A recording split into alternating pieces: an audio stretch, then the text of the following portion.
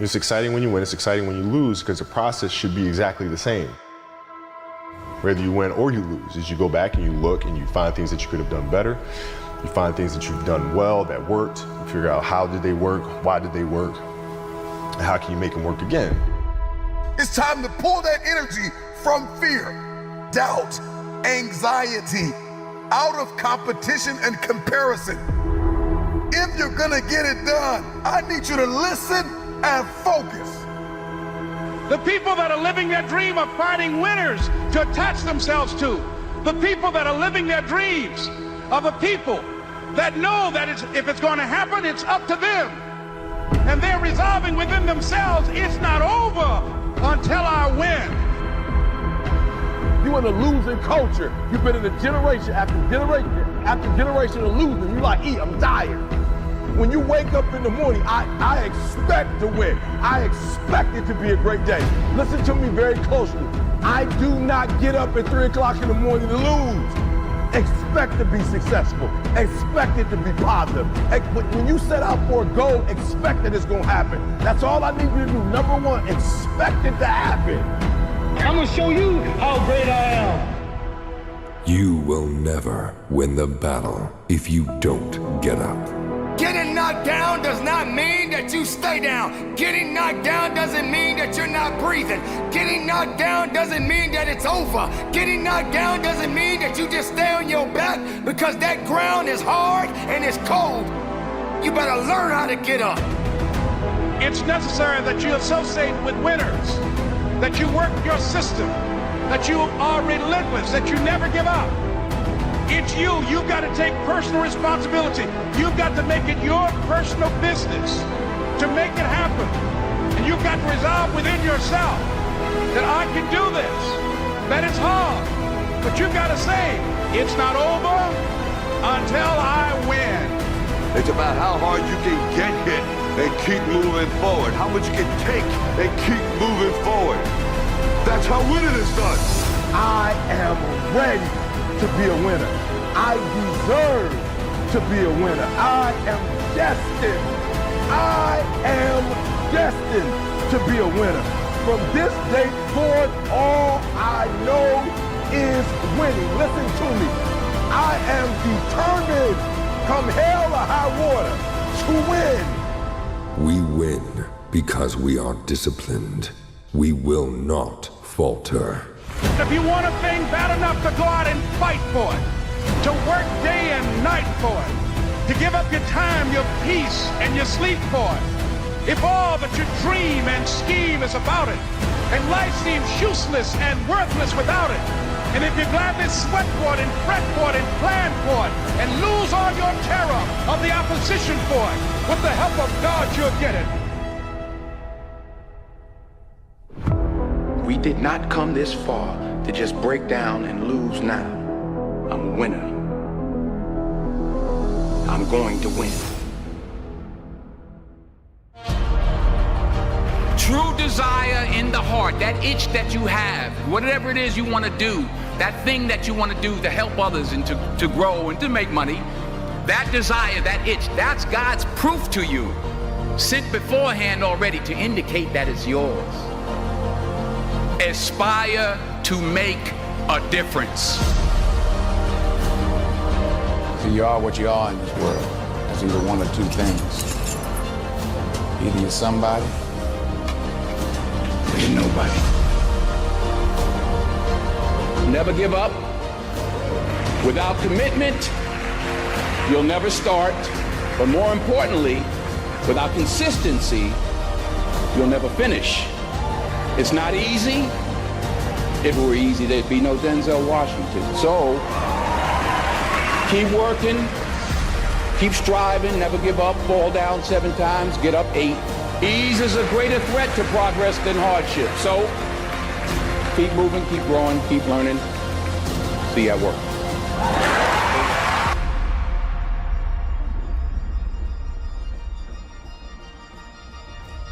While it may be frightening, it will also be rewarding. So you got to get out there. You got to give it everything you got, whether it's your time, your talent, your prayers, or your treasures.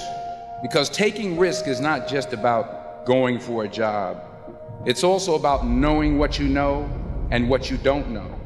It's about being open to people and to ideas. To get something you never had, you have to do something you never did. Because the chances you take, the people you meet, the people you love, the faith that you have, that's what's going to define you. You've lost again and again and again. The lights are cut off, but you're still looking at your dream, reviewing it every day and say to yourself, it's not over until I win. If you want to make your dream become reality, the people that are running at their dreams know that it's possible that you can live your dream, that it's necessary, that you're relentless, that you have a plan of action, that you are creative. The people that are living their dream are finding winners to attach themselves to. The people that are living their dreams are the people that know that if it's going to happen, it's up to them. And they're resolving within themselves, it's not over until I win. Listen to me very closely. Winners win and losers lose. And there are those of you out there, you lose it and you don't deserve to lose. You put in the work, you worked hard and you lose it. And I need you to do me a favor. This is the year to turn that around. The people that are running after their dream know they're going to have hard times. They keep on running because they're saying within themselves, I'm the one, no matter how bad it is or how bad it gets, I'm going to make it. The people that are running after their dreams are the people that are hungry. Listen to me very closely. Some of you are broke. Listen to me, you flat out broke, right? You ain't got gas money. And we're not just talking about money. You broke in your relationships, you broke in your health, and you're not broke because you have to be, right? And I'm telling you, your whole life is gonna change.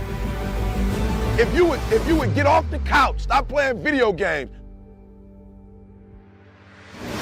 When other folk are having a good time, you've got to have the strength of character to concentrate, to read, to digest information.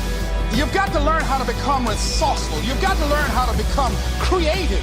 Like for real, you broke it, you broke. Stop complaining. Stop going to a job you don't like. You are broke. Listen to me, you're going to a job you don't like. You've been there 15, 20 years, and I ain't tripping on the job. I'm not even saying you should quit the job. But I'm saying that after you get off work, just like you invest in them, you need to invest in yourself.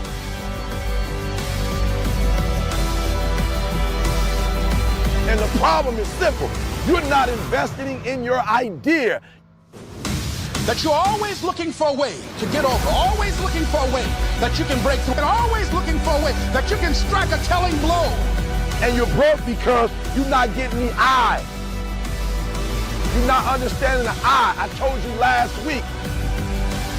It is about an invention, an idea.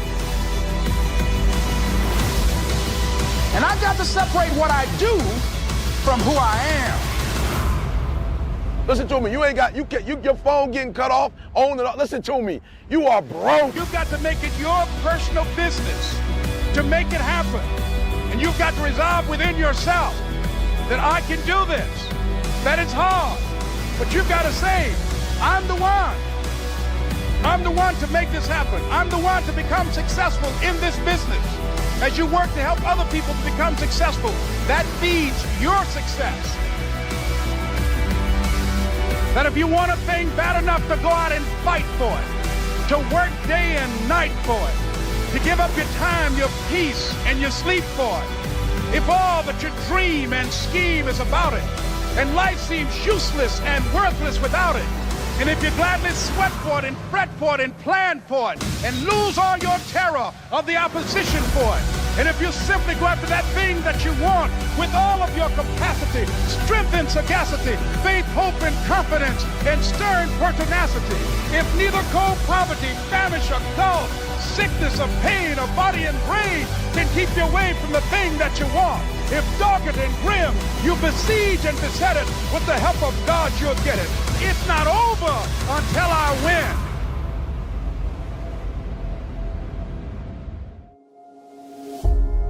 You gotta have care to have passion.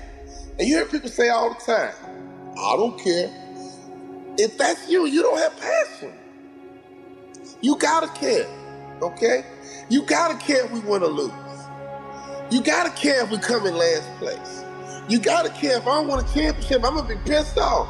You gotta care if you get divorced. You gotta care if you file bankruptcy. You gotta care if you don't get the 3.0 GPA you shooting for. You fill in your goals, you fill in your blanks, you fill in your dreams, you fill in your goals. And at the end of the day, let me tell you something, champ. You gotta care. Because if you don't care, guess what? It ain't gonna happen. If you don't care, guess what? You ain't gonna grind. If you don't care, guess what? You gonna quit when it's getting tough. If you don't care, you gonna throw in the towel. So I'm here to tell you, the first thing we gotta do is get you to care about your future, get you to care about your goals, get you to care about succeeding, get you to care about failing. Let me tell you something. If you go into a jungle, there's two people who care. That lion, that gazelle. That gazelle wants to live another day, and that lion wants to eat so he can live another day. And let me tell you who's gonna win that battle. The one who cares the most. Because that lion knows if I give all my energy at this gazelle, and if I miss the gazelle, if I don't catch the gazelle, I've exerted all this energy and I don't get to eat, I gotta waste another day to eat, I'm in trouble because I won't have the same strength tomorrow. I won't have the same focus tomorrow. I won't have the same drive tomorrow. I won't have the same energy tomorrow. So I got to care enough that I see this opportunity, I see that gazelle coming by, I gotta get it. But on the other hand,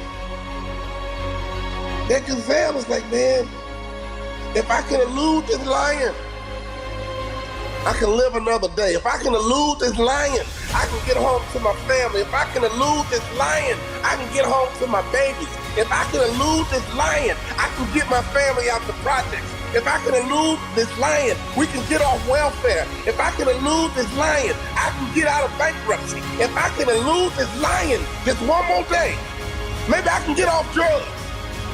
If I can just elude this lion, even in the jungle, the lion and the gazelle, the one who's gonna win is the one who cares the most. And I don't care where you are in life. I don't even care what your lot is in life. I don't care where your mama is. I don't care what your daddy is.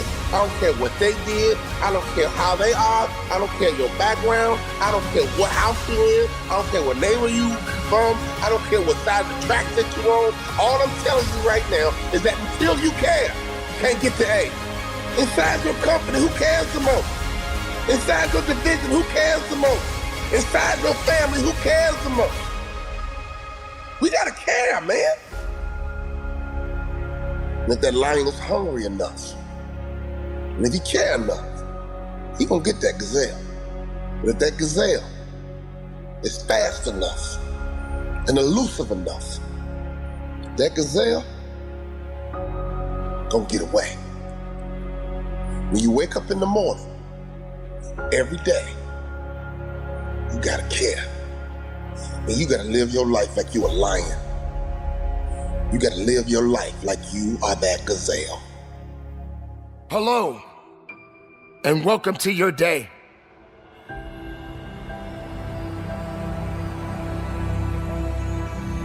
A day of fulfillment, a day of opportunity. A day of opportunities or challenges that may come your way.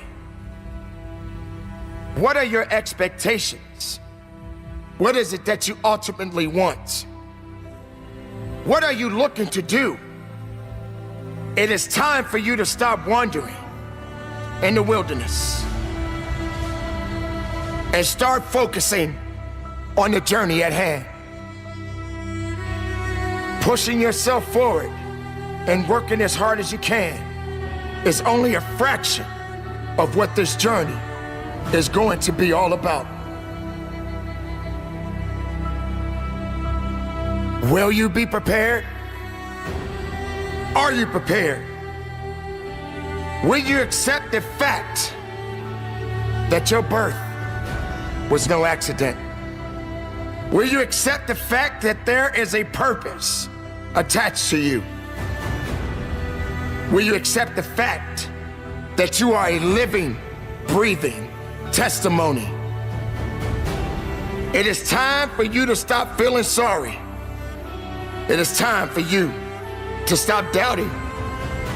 It is time for you to stop being afraid. The risk that you take, in most cases, are the greatest victories of all. You cannot sit back and wait and wonder and think that you do not know what it is that you are seeking.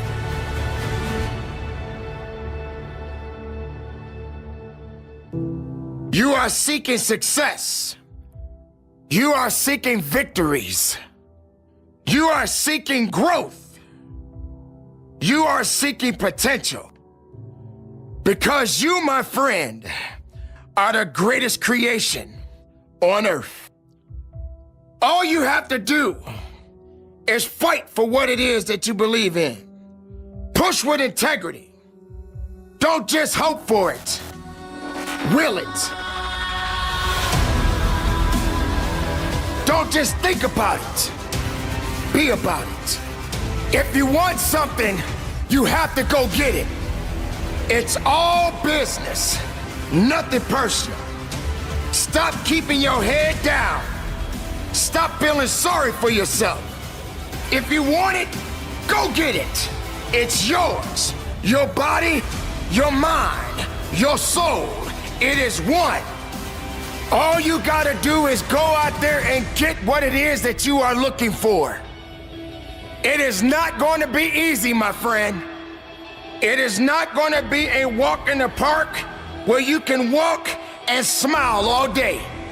There are going to be some dark days. There are going to be some rainy days.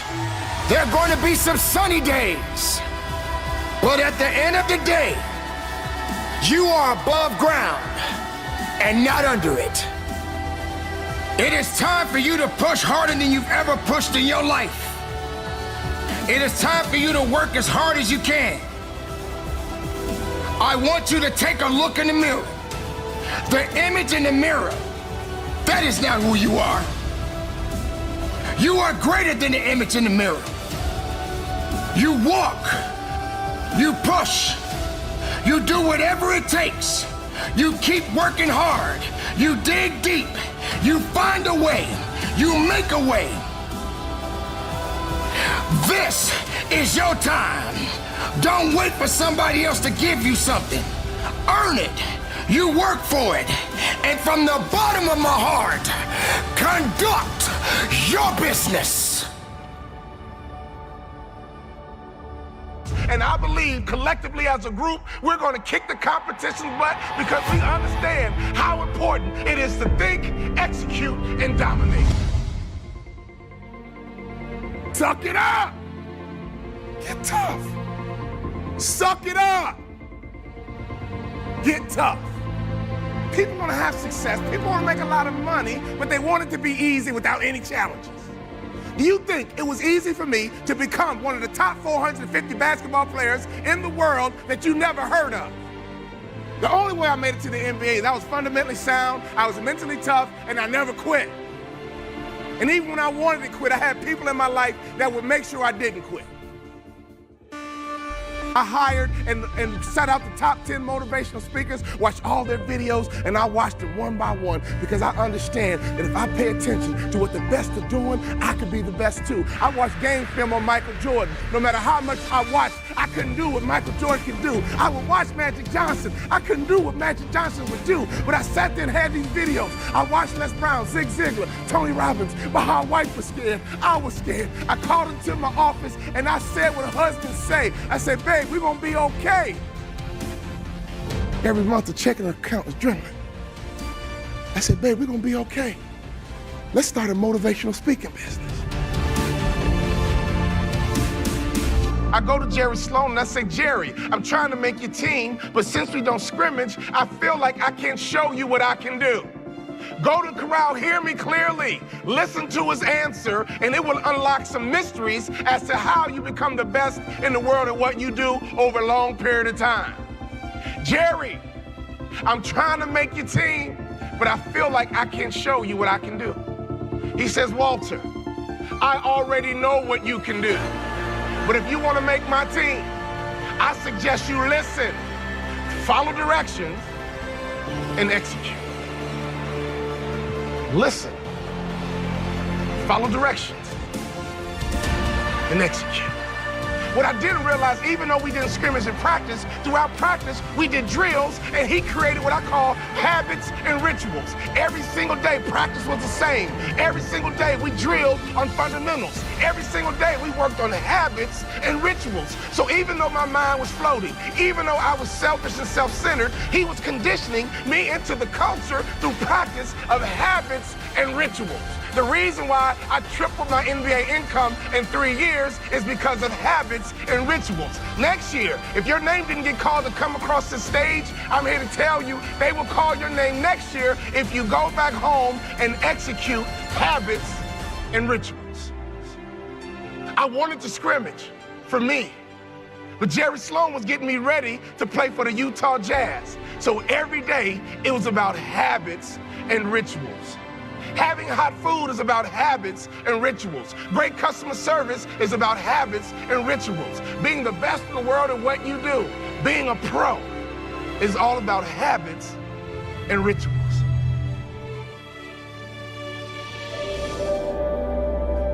Those times when you get up early and you work hard. Those times when you stay up late and you work hard. Those times when you don't feel like working, you're too tired, you don't want to push yourself, but you do it anyway. That is actually the dream. That's the dream. It's not the destination, it's the journey. And if you guys can understand that, then what you'll see happen is that you won't accomplish your dreams. Your dreams won't come true. Something greater will. It's an amazing thing about passion. If you love something, if you have a strong passion for something, hard and rituals.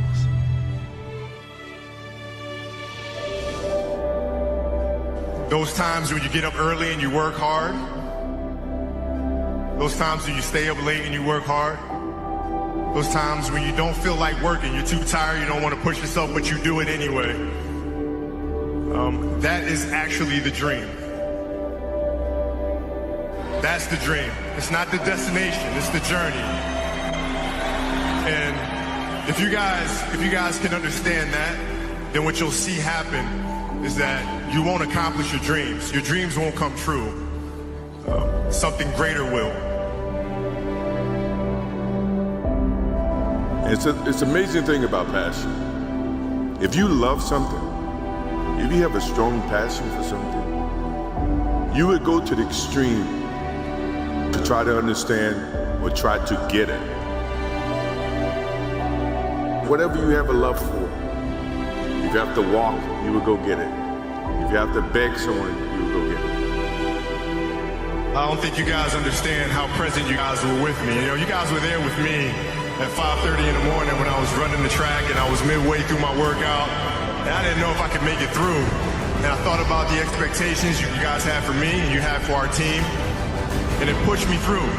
It got me through those 800s and 400s and 100s at 5:30 in the morning. So I thank you. We're not on this stage just because of talent or ability. We're up here because of 4 a.m. We're up here because of 2-a-days or 5-a-days. We're up here because we had a dream and let nothing stand in our way. If anything tried to bring us down, we used it to make us strong. We were never satisfied, never finished, will never be retired.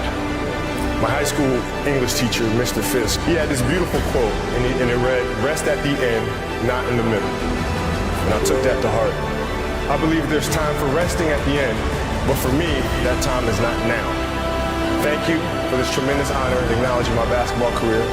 but I'm far from done. My next dream is to be honored one day for inspiring the next generation of athletes to have a dream, sacrifice for it, and never ever rest in the middle.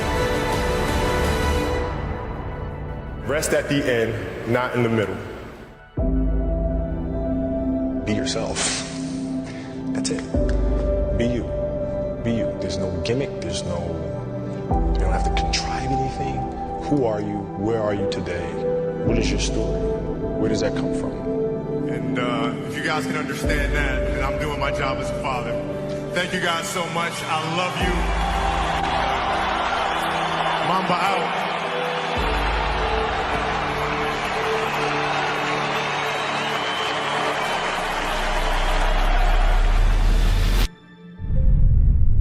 Let's go. It's time. You got one life to live. It's time to get it done. I don't know who you are, where you're from, but get it done. It's time to listen. It's time to focus. What haven't you been able to accomplish? What has stopped you? What has haunted you? Why are you losing sleep over it? All roads lead back to what you're focusing on and who you're listening to.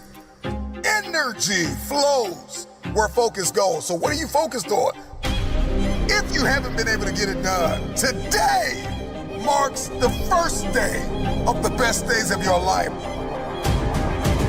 So where focus goes, energy flows. I'm talking to you.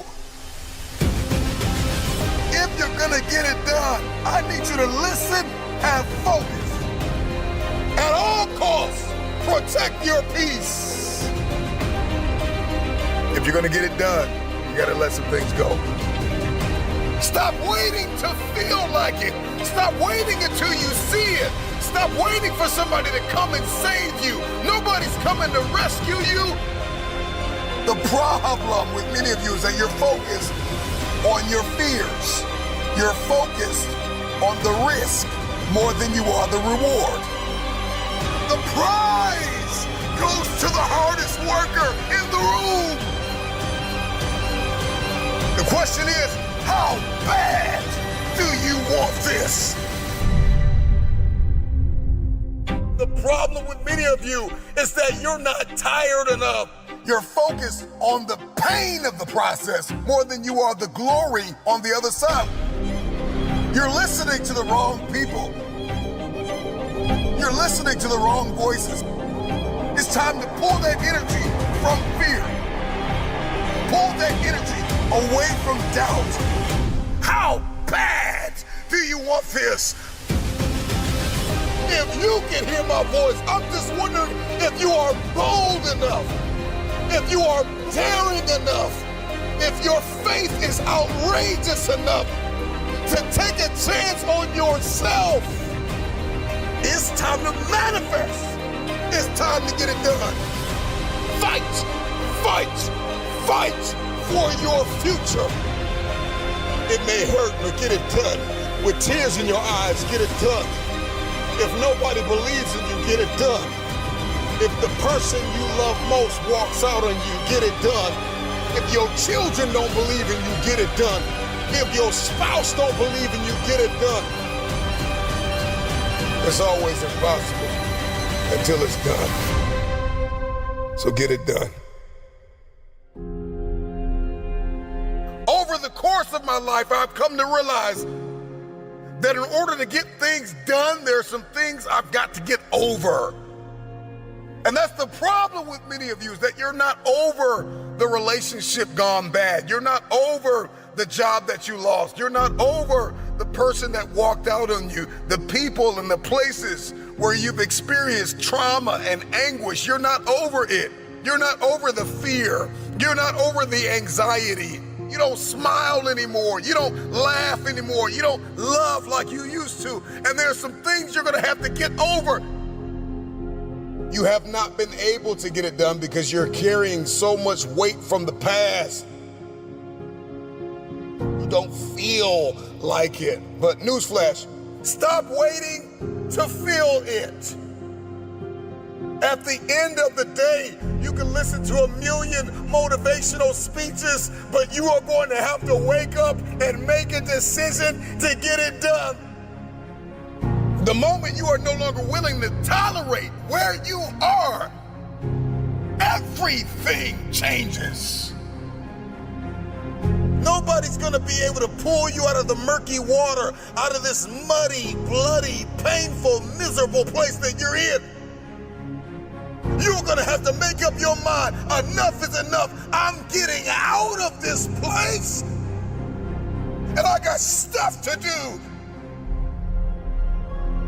I've got a destiny to fulfill. Are you willing to sacrifice? Are you willing to let go of some things? Are you willing to put the work in? Are you ready to be consistent? Are you tired of this version of yourself? Get over the pain. Get over the trauma. Get over the betrayal. Get over who left you. Get over who lied on you. Get over it. If you're gonna get it done, you've gotta get over it. Release the pain. Release the unforgiveness. Release the fear. If you're going to get it done, you're gonna have to eliminate all distractions and put your blinders on. I don't know what your goal is. Let the world reject you. Let the world close doors on you. Let the world tell you no. I'm just wondering, can you dig deep inside yourself? The future goes to the hardest worker in the room. You have everything you need to get started. Stop waiting for the weather to change in your life. Stop waiting for the perfect conditions. Stop waiting for a handout. Stop waiting for everybody to believe in you and cheer for you and affirm you. Life knocked you in the mouth years ago and you haven't hit back yet. You hit back with determination. You hit back with focus. You hit back when you listen. You hit back when you are disciplined. You hit back with resilience. Get in the ring and hit back. It's time to get up and hit back. Stand in the mirror and tell yourself, I've got a destiny to fulfill. It's simple, but it's not easy. But all you have is all you need. It's the start that stops most people. Start now.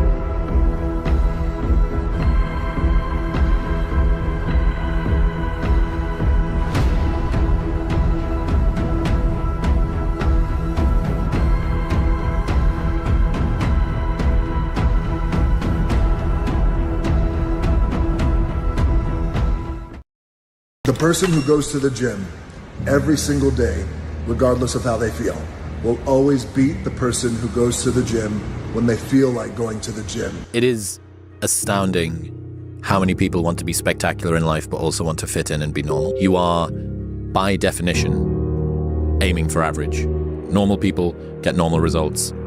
Weird people get weird results. You literally can't do what everyone else does and not expect to get what everyone else has. By doing what everyone else does, you guarantee average results. Just get up, move towards that challenge, whatever that challenge is. Move towards that challenge and go attack it. And guess what? I had to get up even though it was hard, and I had to take ownership of my life, take ownership of my time, take ownership of my day. What I have found is that when you take that kind of action, that kind of step of following your gut and your intuition, taking that step, whatever it is, the universe has a funny way of meeting you halfway.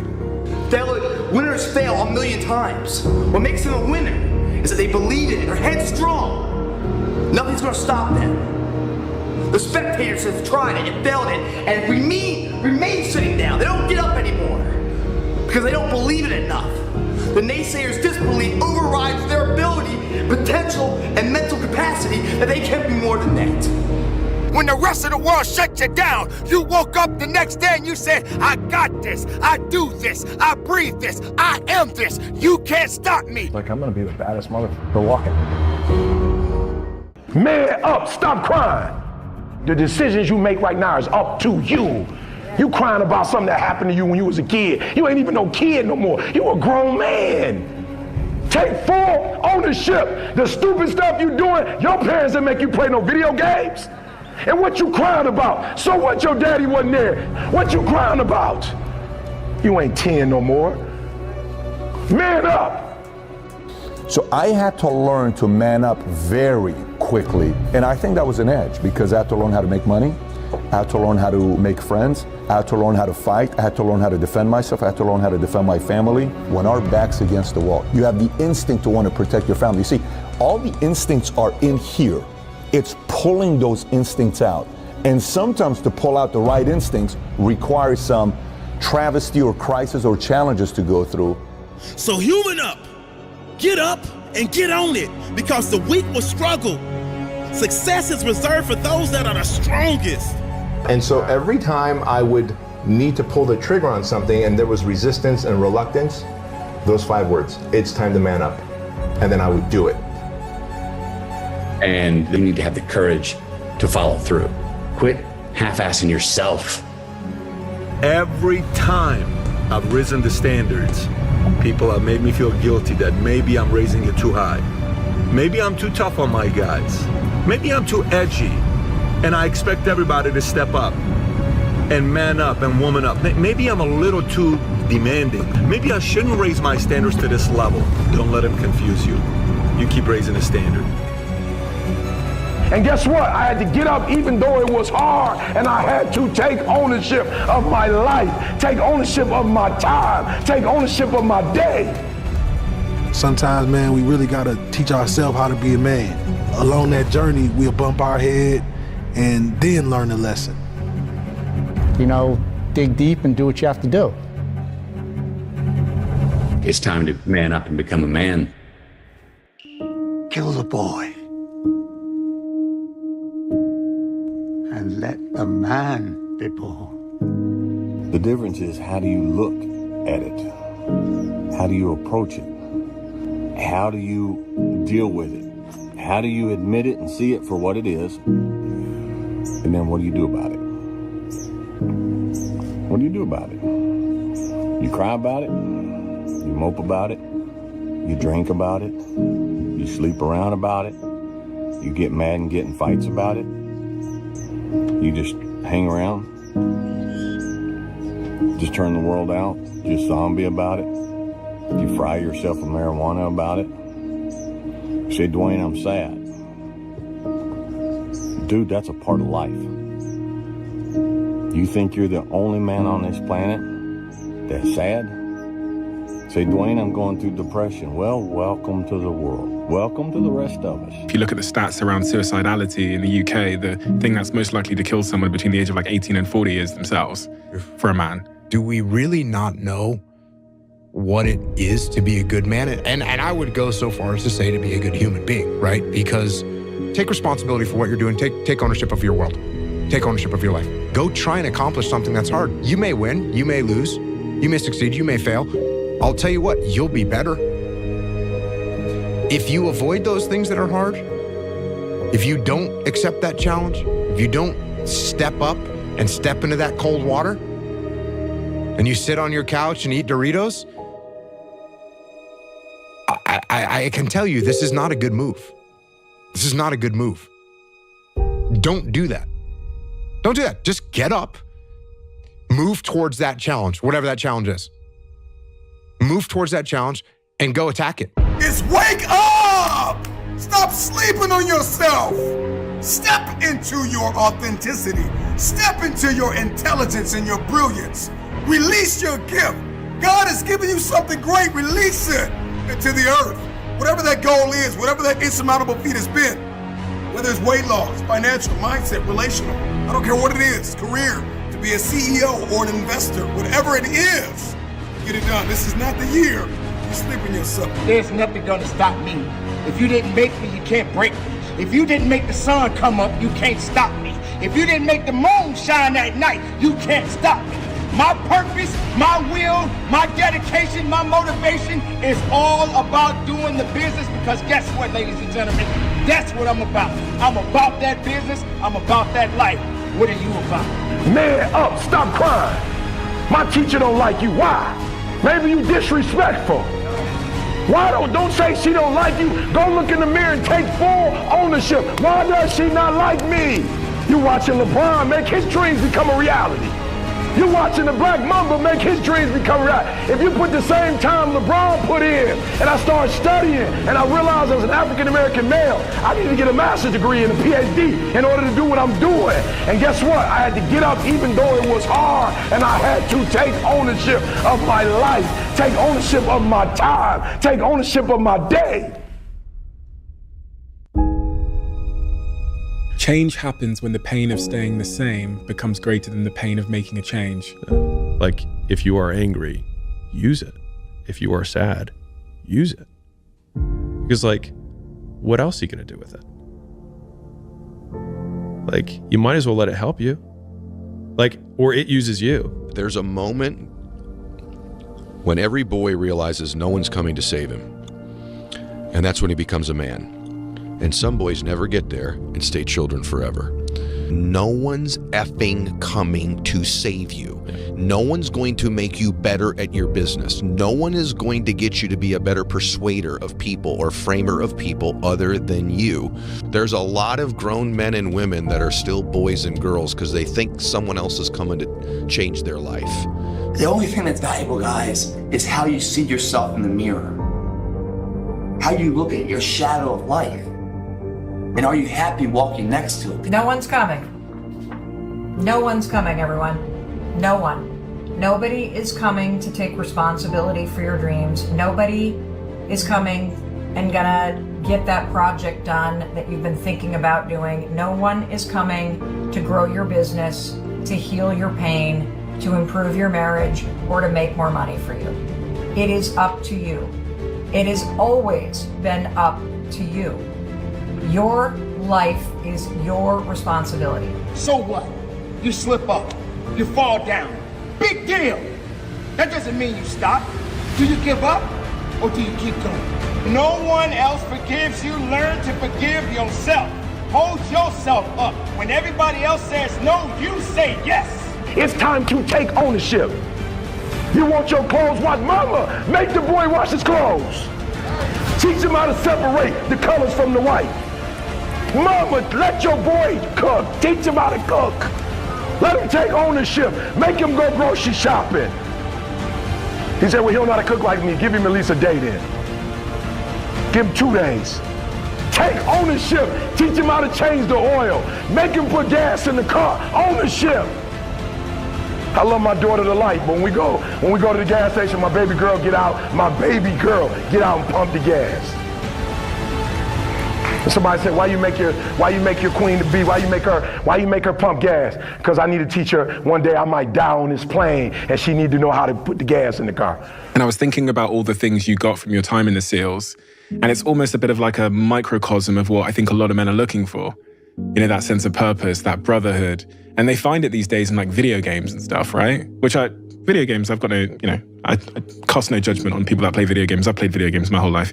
But it seems like there's a reason we're getting like increasingly addicted to these video games, because they're giving us something that we're searching for in real life and not getting. You use the words brotherhood, purpose. These are things that the SEALs clearly have in huge amounts. Is there anything else that you'd add to that list of what it takes to feel fulfilled? Yeah, jiu-jitsu.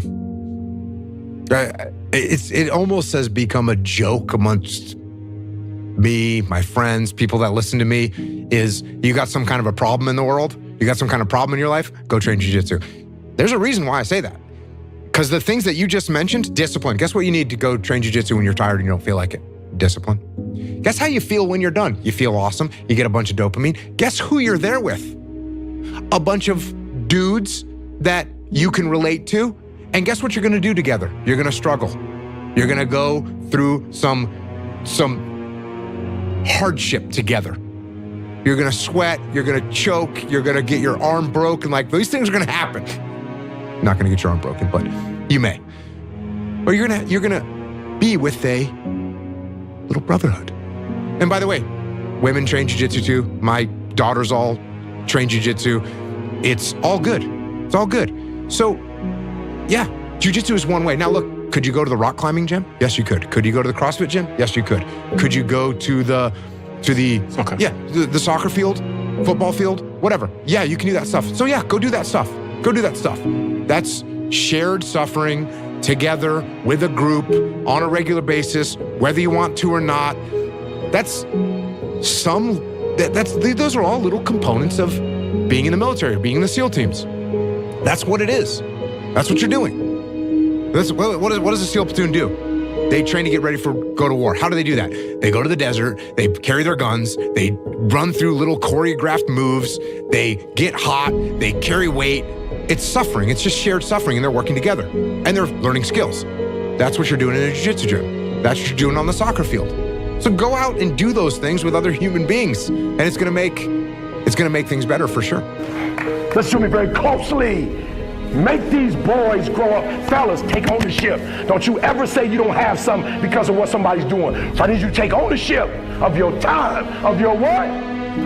Of your mind, of your what? Oh, come on, y'all playing. I used to get so mad at Jalen. Jalen would get up. I knew it was football day because he'd get up 6 o'clock in the morning. His uniform was ready. His shoes was ready. And he would eat breakfast. I'm like, what's going on? He like, game day. Friday night lights. Game day. And I would be so upset. And he like, why you hating on me? You hating on me, Dad? Like, you can't stand, I'm gonna be a football player. I'm going to the league, you hating on me. I said, I'm not hating on you. But what I hate is that the energy for school and the energy for life, you don't have the same energy for that you got for football and girls. All I'm asking for is the same energy you put in sports. I'm asking for the same thing in terms of your mind. A good man is a man who can protect and who can provide and who can serve, who can comfort, who can reprimand, who can discipline, whatever's necessary to make the world a little better because he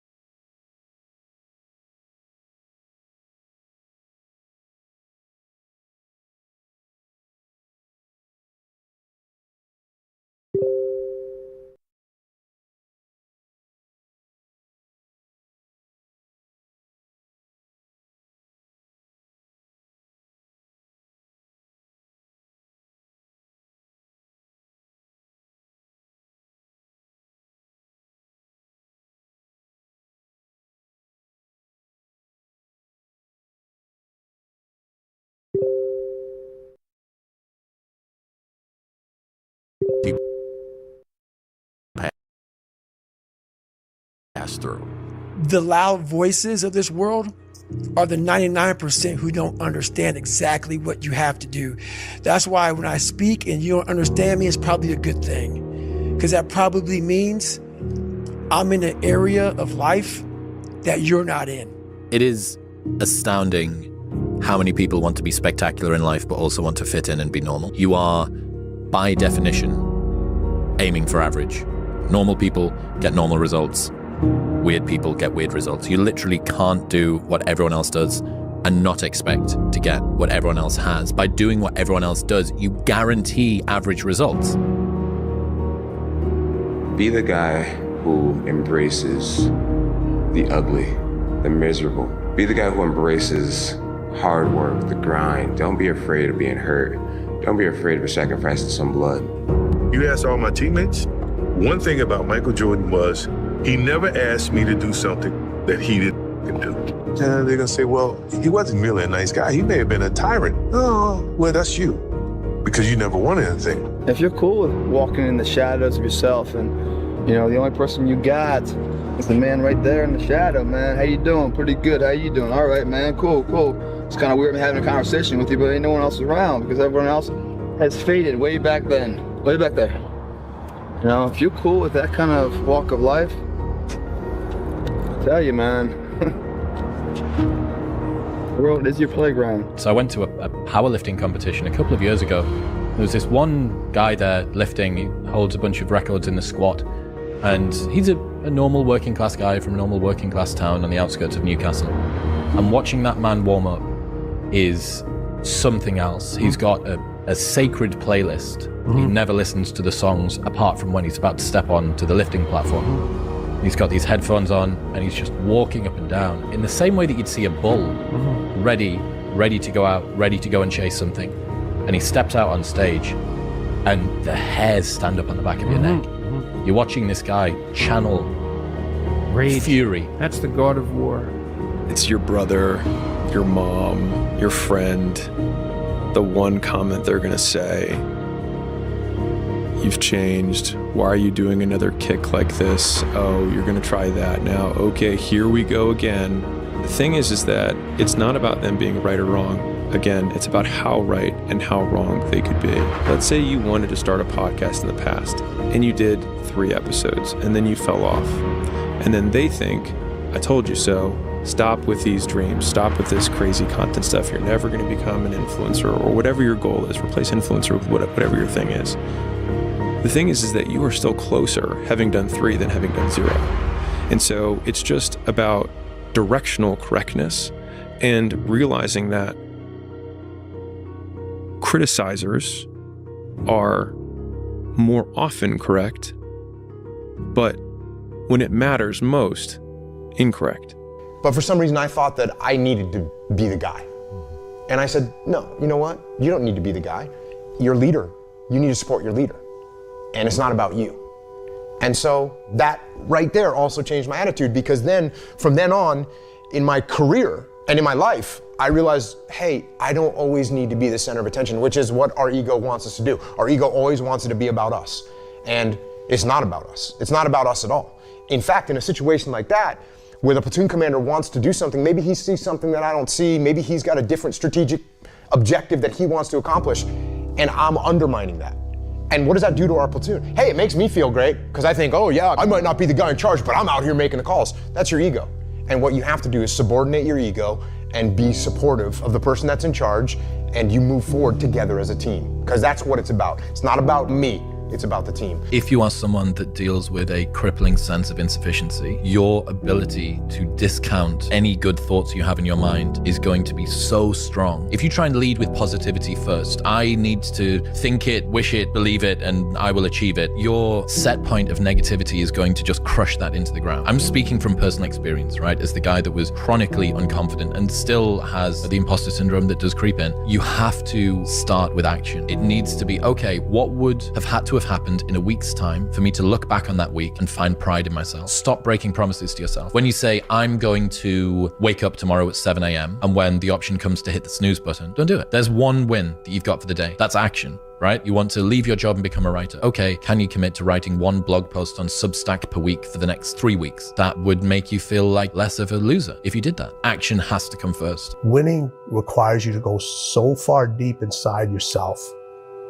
It's way beyond the surface. It's way beyond internal. It's going to a place that a lot of people haven't visited in a long, long time because they're afraid to visit that person, because when they visit that person,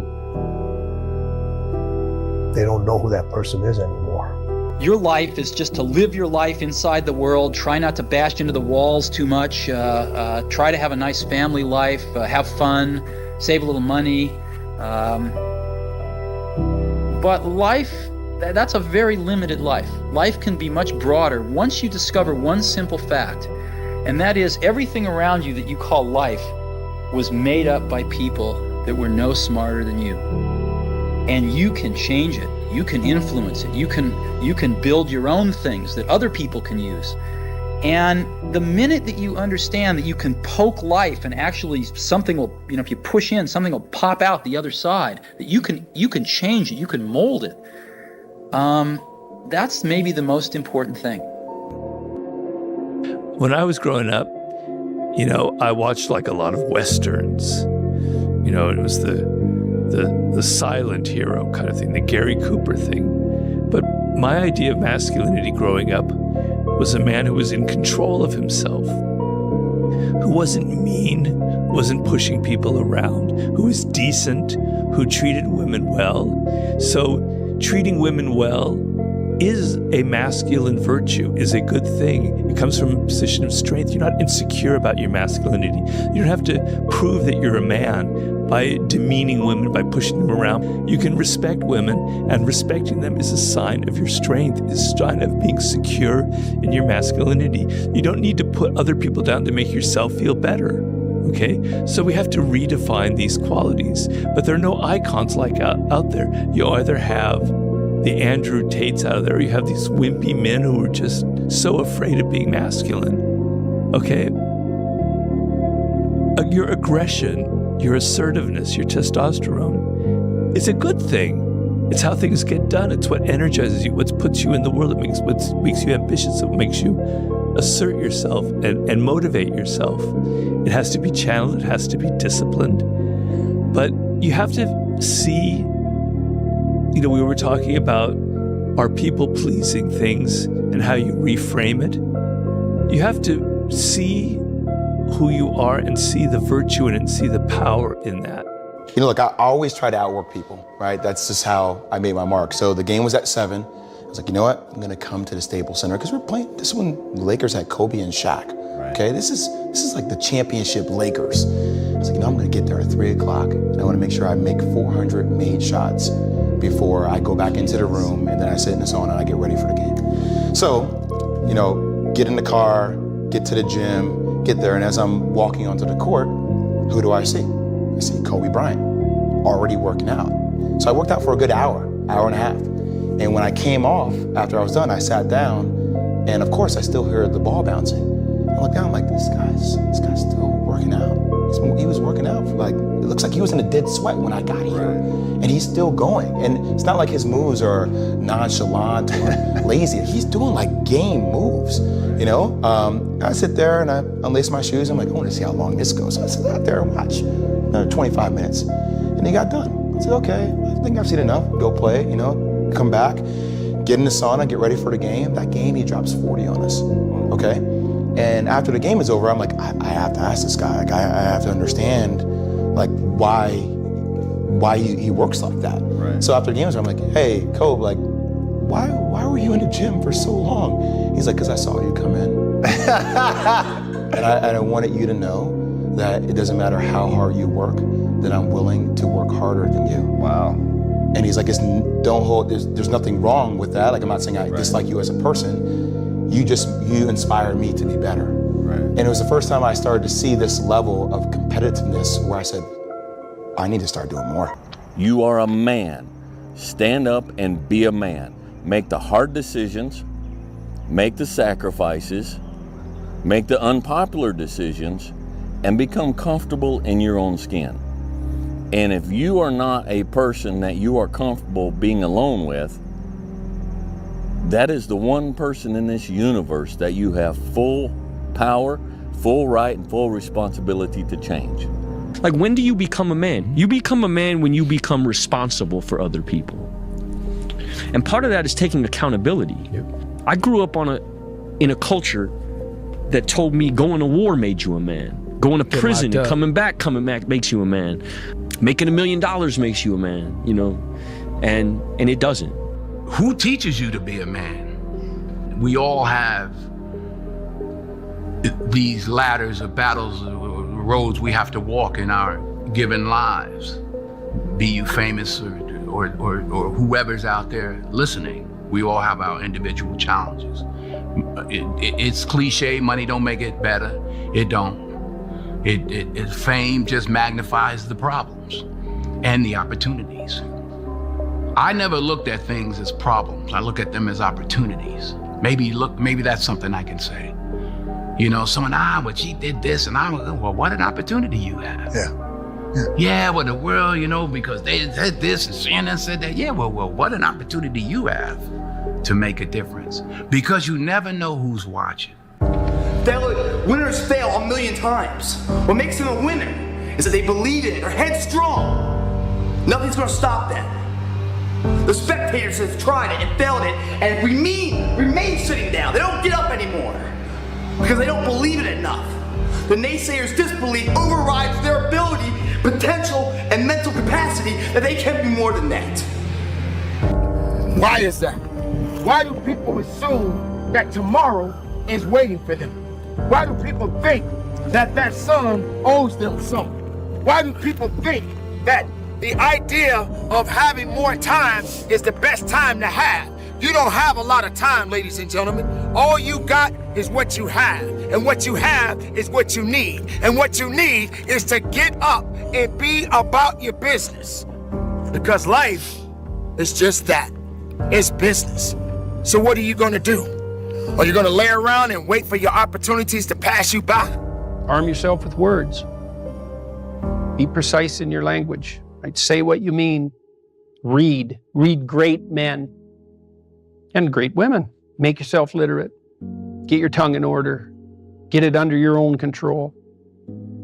Get rid of the ums and the likes and the you knows and the pauses.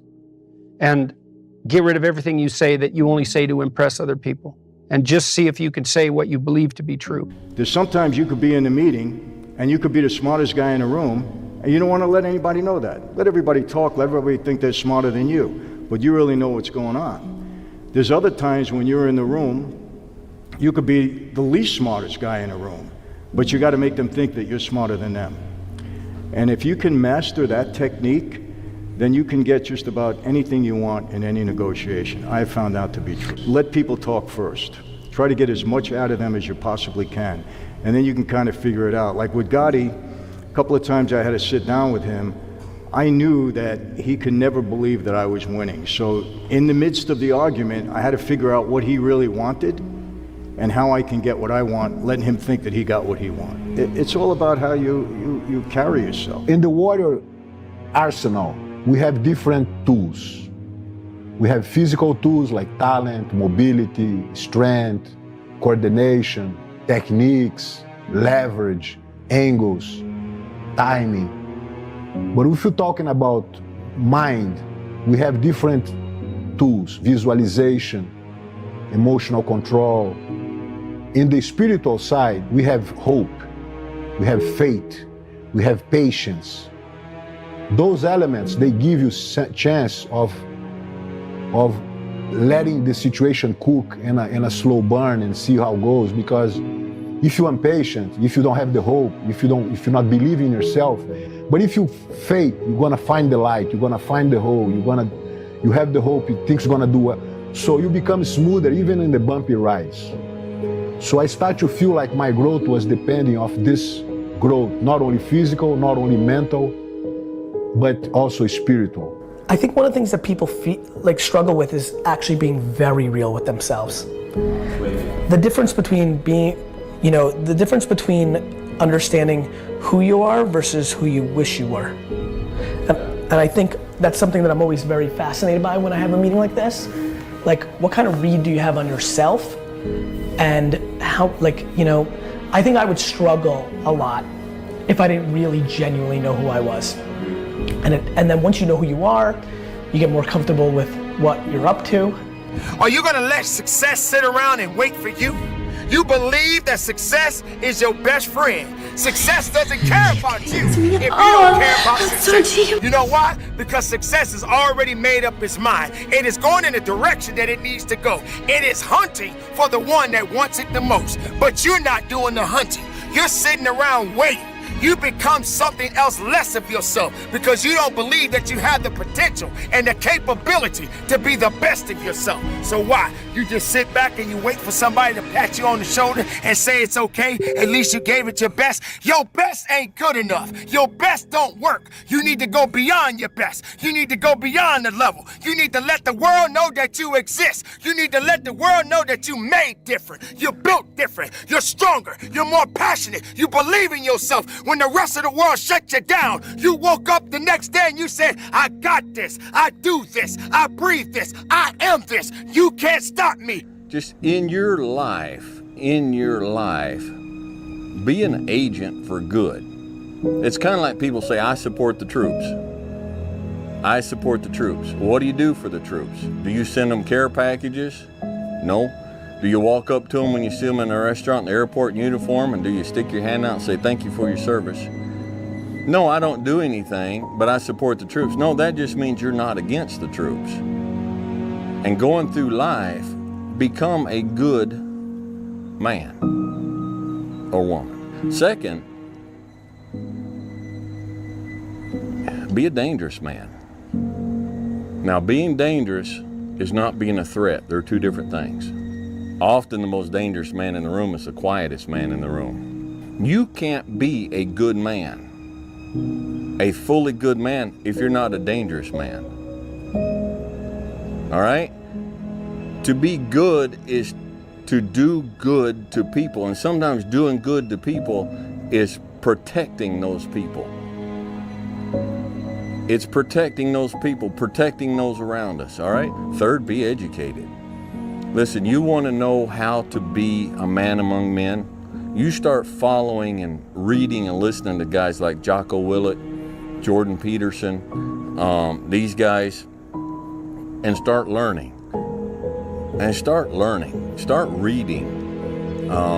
And just, the brain is a muscle, and like any muscle, the more you work it, the stronger it becomes. And lastly, be wise. Now, wisdom, it's a lifetime of study, wisdom is. And wisdom's not what you know. Wisdom is knowing how to apply what you know. Knowledge is knowing that a tomato is classified as a fruit. Wisdom is knowing not to put it in a fruit salad.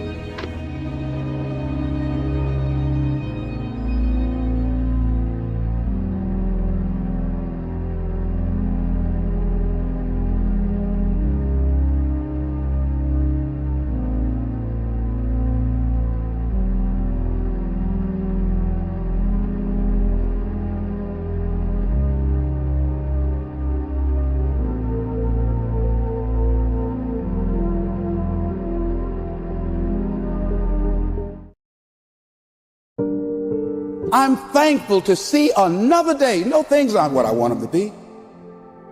No, I don't have all the things I want to have. But I'm thankful that I'm still here. I have another opportunity, another day to live, another chance to contribute, another chance to make a difference in life. It is ridiculously impossible to become a human being. I am one. I have other good things going for me as a human being, and I'm just grateful. You're dwelling and looking at what you don't have versus looking at what you have. You are alive against stupendous odds. You are breathing air, observing sunsets, gazing into the night sky. Most people who could exist will never experience that. I need to constantly remind myself I'm not yet where I want to be, but I know I'll get there. I'm not where I want to be, but I am grateful. I am so grateful that I'm not where I used to be. I find 10 things to be grateful for before my feet hit the ground. 10 things, and they can't cost money. And especially if I'm feeling strained and stressed, I go over my gratitude list, because gratitude will reduce stress all day long. Happiness only requires that you are grateful. if you've got $1 billion and 3 beautiful children that love you and a beautiful husband or wife, but doesn't matter what you have if you're not grateful. If you live in an emotional home, a habitual pace of worry or frustration, your life's called worry and frustration. Perspective. And once you see gratitude and opportunity, life is fun. You get to decide if you're going to dwell and play prevent defense, or if you're going to see opportunity and be grateful and go on offense. I am not where I want to be, but I am so grateful. I am not where I used to be. If you didn't make me, you can't break me. If you didn't make the sun come up, you can't stop me. If you didn't make the moon shine at night, you can't stop me. My purpose, my will, my dedication, my motivation is all about doing the business, because guess what, ladies and gentlemen? That's what I'm about. I'm about that business. I'm about that life. You have to stay grateful. You can't take things for granted. We have so much abundance in the world, so much opportunity, and too many people are crying about what they don't have, instead of being so deeply grateful for what they have. Do all you can within your power and the power of others who love you to maximize what you can be, what you can think, what you can learn, how you can love, whatever it is. That's what you've got. Use it. Truth. Why do we hear about rock stars and famous actors and these people that we see as sort of like the absolute apex of success in the industry? Why are they all killing themselves and dying of alcoholism and like all that darkness happening at the highest level? It's like, because that doesn't equal happiness. Like, what is happiness for you? Your mind, your emotions, your body. You have 100% control over what you do with these things, and that's where the game is won. You win the inner game, then you win the outer game. But a lot of people spent their life trying to win the outer game, they won, and they're miserable. You look at your life as you look into the future and say, what fears am I holding on to? What fears that I'm allowing to imprison me, that's keeping me from breaking out, that's keeping me from living up to my true potential, that's keeping me from really being happy, that's keeping me from having a sense of adventure and excitement in my life? What's keeping me from controlling my destiny? What fears? And I'm giving that permission to. Notice what I said, that we must give our permission to fear to immobilize us. Because whatever discomfort you experience, whatever challenges or difficulty that it is, you got to handle it. You got to go up in there and wrestle with it. Will it be easy? No. Will it be challenging? Yes. See myself. Confronting my fears. Handling my fears. I'm more than able. Where have you been up to this point? You look at your life, you look at what you produce. Is it giving you what you want? Are you living on purpose? Are you living your dream? Are you acting on your ideas? Are you doing all you can do? Have you gotten comfortable? Are you procrastinating? Are you evading your own greatness? Are you surrounding yourself with people that can nourish you? Are you challenging yourself? Are you experimenting? Are you learning something different?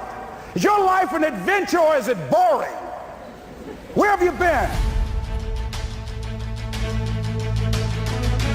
When you're pursuing your greatness, you live from a place of the willingness to live life courageously, to be willing to take chances, to become a risk taker, to make impact, to go beyond believing to knowing, to lean not unto your own understanding, to feel within yourself, there's some cause, there's something that's bigger than me, but I'm never alone in facing this.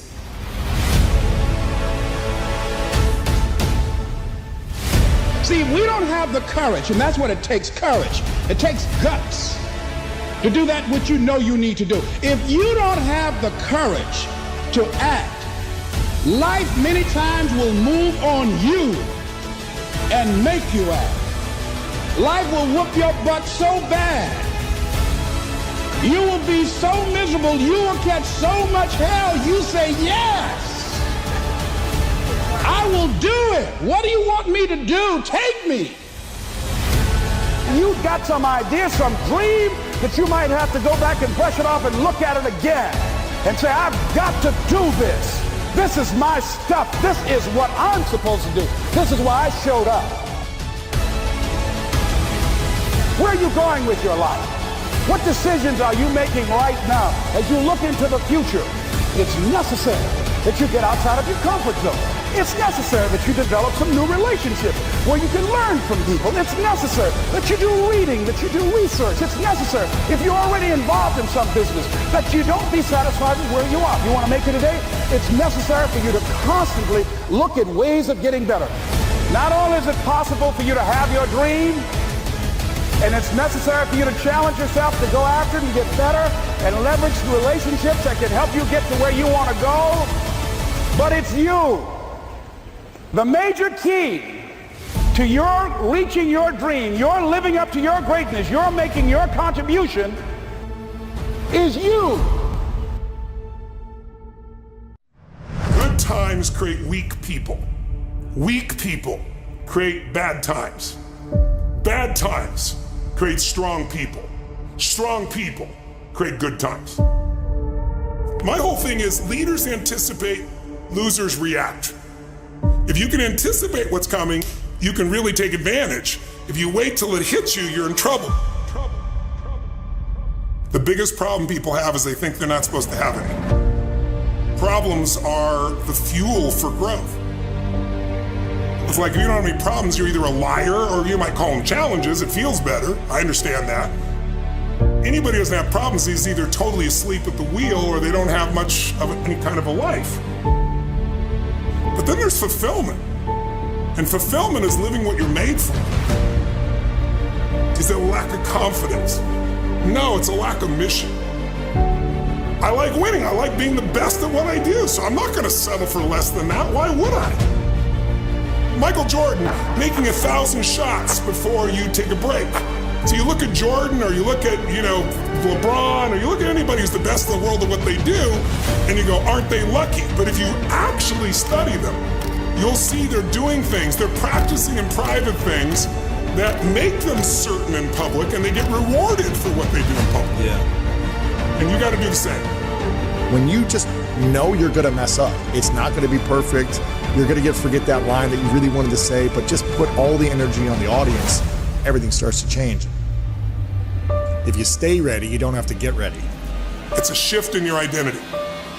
Every single day, 6 days a week. What matters? A few subjects, your body, because your energy matters. That energy is low. Everything I just said is worthless to you. Because when you're low energy, you don't use your full intelligence or ability. You need emotion. If you don't know how to master your emotion, emotions start wars. Emotion creates peace. Emotion gets you children. Emotion is what can make that business work or fail. And most people don't know how to direct their own emotions. Let me be conscious about feeding my brain things that are going to give me not only inspiration, but insight and skill and tools.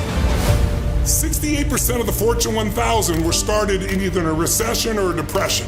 Well, the first skill you got to master to be great is the ability to recognize patterns. When humanity recognized the pattern of the seasons, the whole world changed.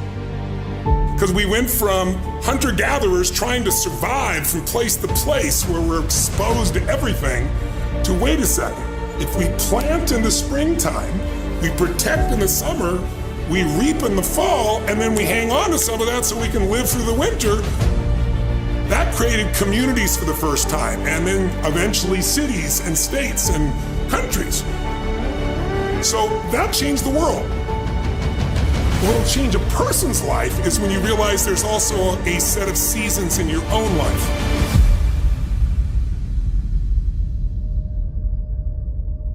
And so think of it this way, 0 to 21 is springtime.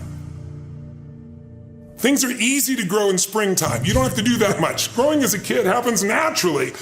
But overall, life is supporting you. It's sending you, teaching you, sharing with you. Now, when you get from 21 to 41 or 22 to 42, whatever range you want to talk about, you now are in the real world. And now you go test what you learned in your springtime. So you start to learn, test, figure out what's real. And it's an important stage of life. 42, 43 to 62, 63 is the power of your life. If you worked hard in the spring and the summer, and you put yourself out there and you planted, it's a reaping time. It's a time when you really become a leader.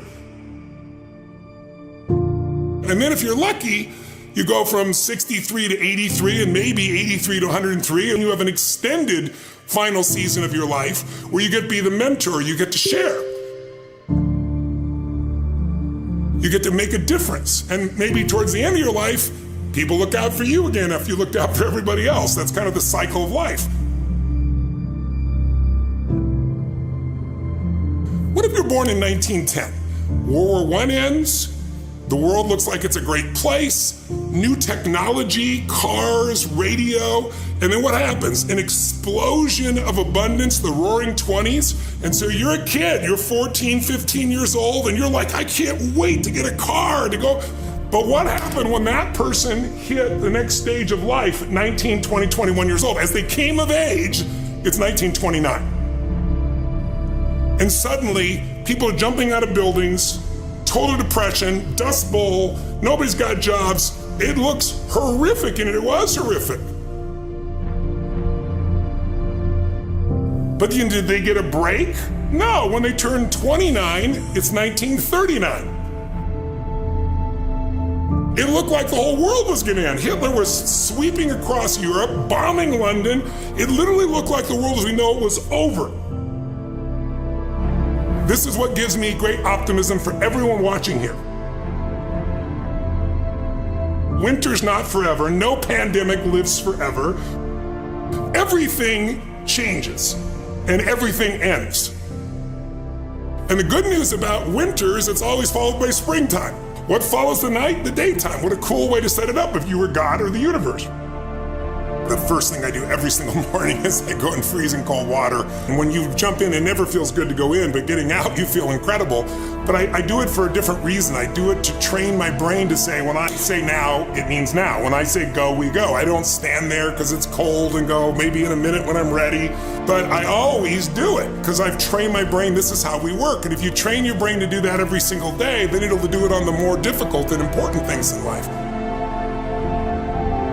But the essence of it is, I change my body radically, and I do 3 things to make sure that my brain is primed. And what I mean by primed is, most people think their thoughts are their thoughts, Lewis, and you and I know better. Most people just don't understand that you are being primed all the time, and unless you prime yourself, you're gonna be primed by the environment. So I wanna take control of my brain, so I do 3 quick things. 1, I take 3 minutes of those 10 minutes, after I've changed my body, and I focus on 3 different events in my life that I'm grateful for. I usually pick 2 big ones and 1 small one. It could be as simple as a smile on my daughter's face, and it changes your biochemistry. Then real fast, I do this 3-minute process that's kind of like a blessing, and then 3 minutes, the last 3 minutes are called 3 to Thrive, where I focus on 3 things I want to accomplish, but instead of thinking I want to accomplish, I see, feel, and experience it as done. I feel grateful, I celebrate it, and it trains your brain. So in 10 minutes, I'm done. 3rd thing that I'll do, I immediately send a message or a text or an audio message to somebody as a sincere compliment. And I don't go, dude, great job, or wow, you're cool. I say, hey, listen, I saw you on Tuesday with those kids, and I saw you take that extra 20 minutes no one else did. And I just want you to know, I saw that, I thought that was incredible. So I'm always very specific so they know it's not just some positive thinking bullshit call, it's sincerely doing it. It makes me constantly look for the good in the people I work with. 4th thing I do is whatever I don't want to do, the most challenging part of the day. What's a story we all love? It's the comeback story. It's the comeback, it's the Rocky, it's that music where all of a sudden you step back up and you take control and rock. Good times create weak people. Weak people create bad times. Bad times create strong people. Strong people create good times.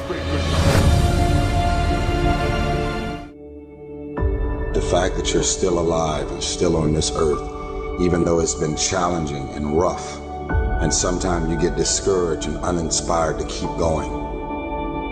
God has a plan. You will grow through what you go through.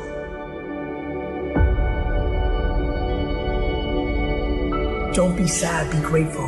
Don't dwell, do. Don't complain, create. We got this. As long as there's breath in my lungs, there's hope in our hearts, and giving up's not an option. You and I and we, no matter what your unique situation, your storm, your struggle, your trauma, your abuse, your wounds, your scars, no matter what they are, you are not a product of your past. You are not a product of your environment or your current unique situation, but you are always a product of how do we navigate through our storm. And so we're all waiting for perfect. It's an illusion that will never come to you, and it's an excuse to never show up and play.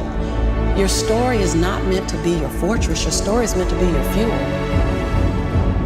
You cannot win the war against the world if you can't win the war against your own mind. That dream is not going to wait and say, take a breather.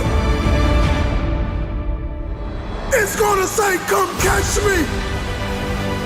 Catch me if you can. You got to block out all of the noise around you that's going to tell you you can't do it. Just believe that you can. Tell yourself, I am more than my circumstances. I am more than my demons. I am great, and I will give my gift to the world.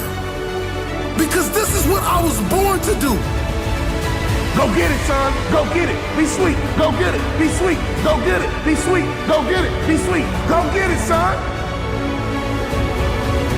If you're going to see it, if you're going to see breakthrough, then you are going to have to be okay with the process that is required. The one thing you need to do to go where you've never gone before, to have what you've never had before, is to change the way you think.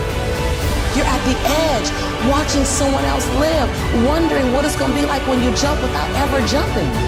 And I'm just here to tell you, jump. Believe that you can. Believe it's possible for you to have it. Don't lay on your back. Anything that comes your way, you got to be prepared to accept the challenge and go through it. And stop thinking about the negative. Stop talking about the negative. Ask yourself, what would amazing look like for you? As long as that heart is pumping blood, you're not dead yet. They haven't put rose petals on your box yet. Make sure every breath you take counts for something.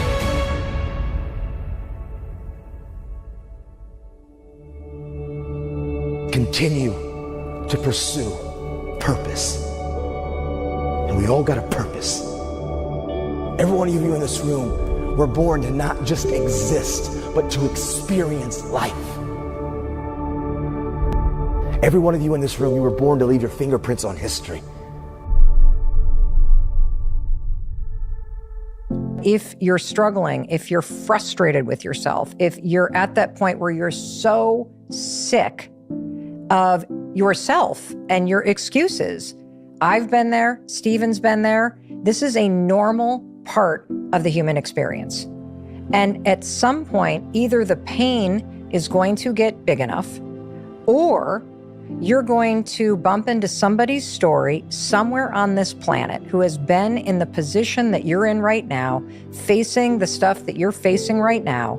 And there is something about their story at this exact moment in time that will ignite something in you that is missing. And what is missing in you right now is hope. Because when you're stuck and when you are on a downward spiral, whether it's just in your own head or it's in self-destructive behavior, the thing that's missing in your life is hope. You don't believe right now that anything is going to make a difference. What if this is the time sobriety sticks? What if I go to therapy and I actually do change the way that I think? What if I could recover from this narcissistic abuse that I've, been kind of struggling with after that relationship or that marriage? What if I could get out of debt? If that person did it, maybe I could do it. And without either hope or that kind of rock bottom moment, I don't think you're going to change. Scratch is what makes you better. Scratch, friction, obstacles create growth. There's no friction when you're this far up in the game anymore. You think there is. That's right. When you achieve so much, the friction is minor. Because why? I'm sore, I'm gonna get a massage today. I'm hungry, I'm gonna eat today. The refrigerator is always full. So your comforts are now, so your discomfort is now very minuscule to your discomfort back here in the $7 a month place. So you have to go back to the total discomfort to then raise your level of where you're at now. I'm not saying stay there and stay there. Visit it. And then you raise your level. You begin to realize that your dream and your gifts have so much meaning and so much value for you till your hunger for them will begin to push you past the fear. Your hunger to have them will give you a special drive. As you work on yourself, as you begin to acknowledge your true identity, the true power that you have, the true capacity you have to bring about change, the miracle working power that you have within yourself to do the things that you want to do. And once we learn to make choices that will measurably pay us back, give us more residuals for longer term, for longer time in life, we start to fall into that wise place of being able to navigate the art of living, where life becomes a little bit more of a dance.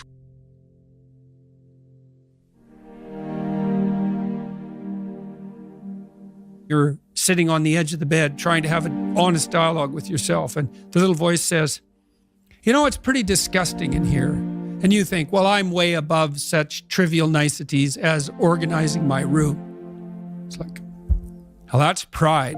That's arrogance. If you're above organizing what's actually yours, how in the world are you ever going to organize anything else? And so you get on your knees and you think, well, it's time to, you know, take a brush to the toilet. And maybe that's where you start. And that works, that works. You start making those micro improvements, like real micro improvements, real on the ground, actual micro improvements to things you know that are wrong, you'll improve unbelievably rapidly. If you don't have hope and you don't have this breakthrough where you have for just a millisecond this insight where you go, well, what if things did work out?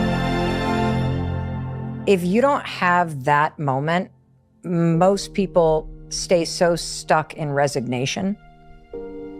There are so many people that are not aware of how much better and how much more present and how much more joy they could experience in their life. See, when you are not filling your life with the things that you are capable of doing, see, we all have some stuff that we've been given. And I don't think that it's optional for us to sit on what we have. See, if you're sitting on what you have, what you've been given, and I think everybody's been given something to bring to the planet, that only you can do that, only you can perform that, only you can initiate that activity. And if you don't do that, if you're not filling in your life with your life work or your mission, then there are gaps in your life. And what we do when we're not living out our true identity, we begin to fill the gaps. We fill the holes with garbage. Success is getting what you want. Fulfillment is living what you're made for. This is dreams we're talking about. We're talking about dreams. Can you train your brain to appreciate? Because in the middle of whatever you're pissed off about or frustrated or fearful about or worried about, you're deleting all the things you can be grateful for, you can appreciate that are absolutely real. Be your own motivator, and you build yourself up.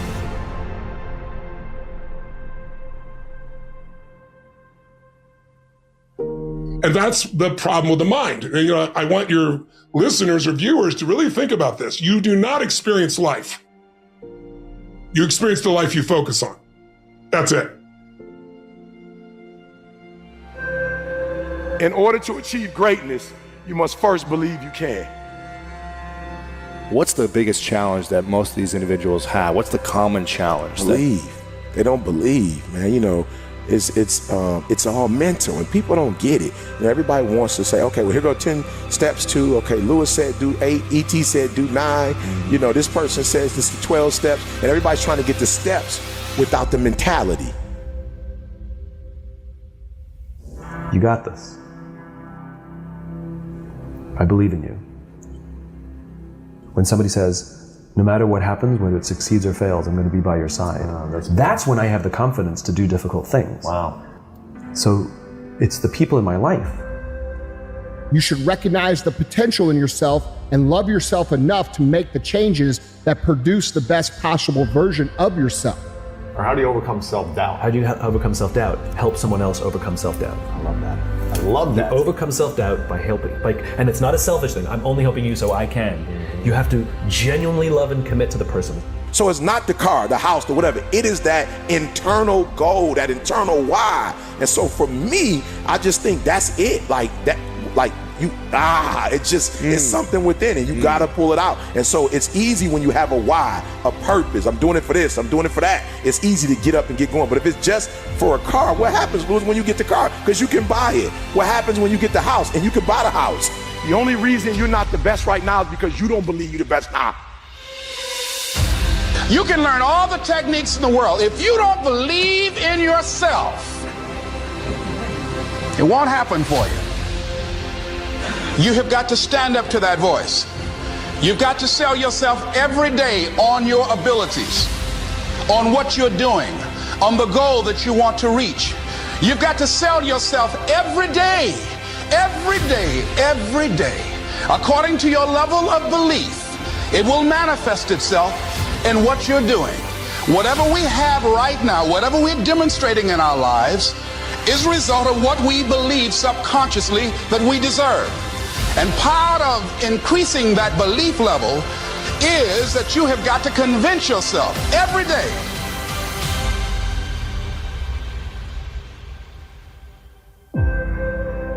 I believe I'm the best there is. I ain't apologizing for it to anybody. I think I'm the best thing since sliced bread. If you can't do it, you scratch, claw, and even die trying.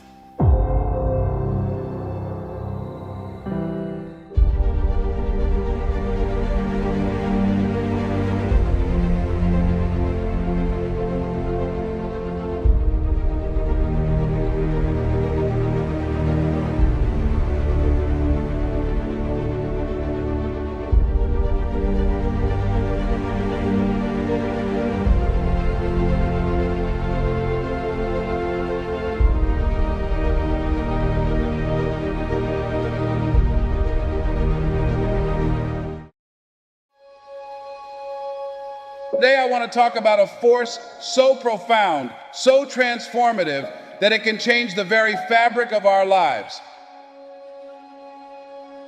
This force is gratitude.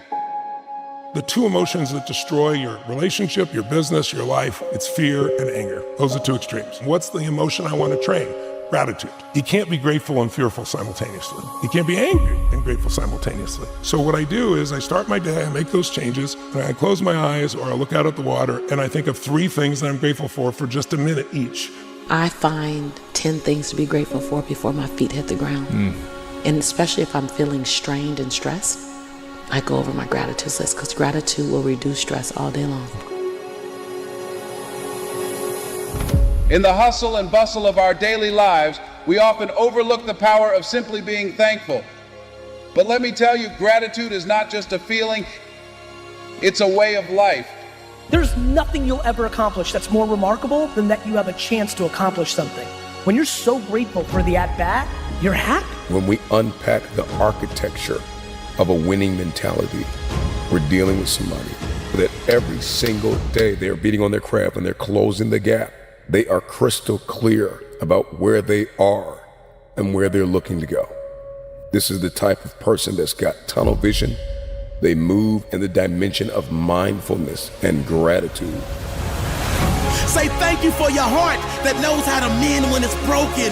Show gratitude for your composure that helps you control your emotions. I stand here in my greatness. I own my I own my brilliance. I am bold. I am courageous. I'm perfect in my imperfection. This is my time. This is my time. I'm bright enough. I'm old enough. I'm young enough. I've experienced enough. I'm wise enough. I understand that I am enough. Breathe. Own it. Own it. If you're in a state of gratitude, it makes total sense. Then you will accept, believe, and surrender the thoughts that are equal to that emotional state, and you could actually program your autonomic nervous system to make the pharmacy of chemicals that causes growth and repair to happen in the body. You start feeling gratitude, you start feeling more gratitude, you start feeling love, you start feeling more love, you start feeling kindness, you start feeling care, you start feeling appreciation, you start feeling creative, you start feeling inspired. You practice feeling those emotions, and you get that heart of yours back into balance. We discovered that once energy makes it to the heart, it's going right to the brain.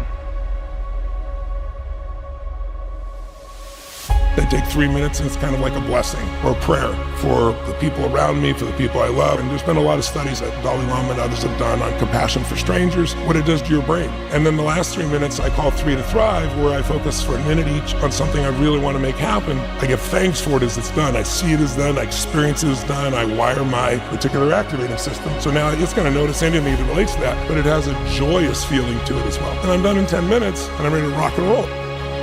I'm trying to get people to practice reframing their perspective. I practice gratitude every day. If I wake up in the morning and nobody I love passed away or came down with a terminal illness, then my day starts off great. When I wake up today, every single day, I wake up grateful. I wake up happy. I wake up excited. Pause and reflect on what you're grateful for. This simple act can turn darkness into light, struggle into strength. Embrace the power of gratitude and let it be the foundation of your journey. Be grateful for life. Be grateful for your children. Hug your loved ones. You know, tomorrow's not promised. We all gotta fight. Because winning is not just an exterior thing. It is very much an interior thing. Winning has everything to do with your mentality. It has everything to do with how you talk, how you walk, how you think, how you overcome conflict, how you navigate a room, how you navigate relationships, how you manage your time, how you manage your money. Winning is not just an end thing. It's not just a crown or a trophy. It is the process. It is not just what I want. It is who I am becoming. Carry the power of gratitude with you. Let it illuminate your path, strengthen your spirit, and deepen your connection.